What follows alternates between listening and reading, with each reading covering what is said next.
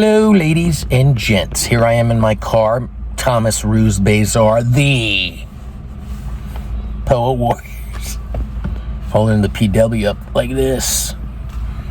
All right, what are we talking about here? Book capsule review. And today we're talking about Youth by J.M. Coetzee. Or I think they say Coetzee. I don't know. I'm sorry. I don't mean to butcher the last name of this gentleman who is a fine, wonderful writer. I discovered the works of Mr. Coetzee back in the early 2000s.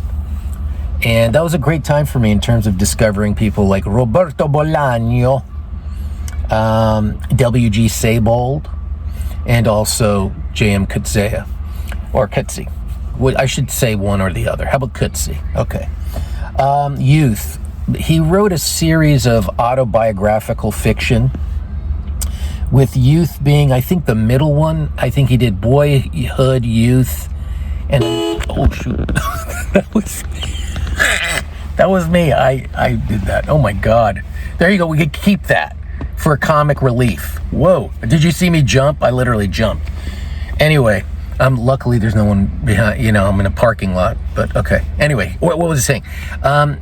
Boyhood, Youth, and something else is a trilogy. And it captures Coetzee's, or narrators. Narrator is, I don't think was named at all in this book. Young fella who's working this drab job at IBM. And, we're going back in the day in London. And, this is, what do you call those books that, oh my God, they capture the beginning, Bildungsroman. There you go, I found it. About the early development of a young person finding their way in the world. And it was, I think, J.M. Coetzee's Bildungsroman. See, here I am with the fancy words. About his or said narrator's life in London, sexual awakening, literary discoveries, living hand to mouth, trying to make it work, the city of London, overwhelming, drab, uninspiring, and this young writer, artist.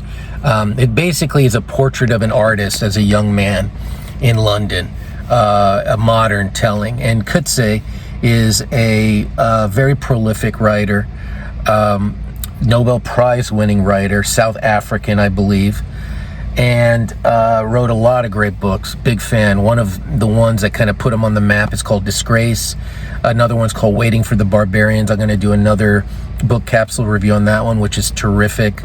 Age of Iron. I could go down. Life and Times of Michael K. This guy, and his books are thin, novella size, which I appreciate. Great writer, great, amazing writer. Has a lot to say in a few words. His prose is beautiful. It's very precise. I think that's a great way to describe. I think I learned precision from J.M. Coetzee. Also, very big on allegory. The Waiting for the Barbarians is one of them. This one, Youth, is not so much kind of straightforward, account, fictionalized of his time as a struggling writer. I love those books about struggling writers. Like there's one called Hunger, which I've done back in the day. Newt Hampson, talking about his, kind of fictional account of a struggling writer up in Norway. One of the great classics. And this one is more modern, Youth, and kind of you're dealing with sexual awakening, intellectual awakening, identity of a young man, crisis, trying to the youthful struggle always taking place and happening. So check it out. This is really worth reading. I love it. It's part of a trilogy of his youth, of J.M. Coetzee's youth that he fictionalized. So check it out. Youth by J.M. Coetzee. Peace. Tasty.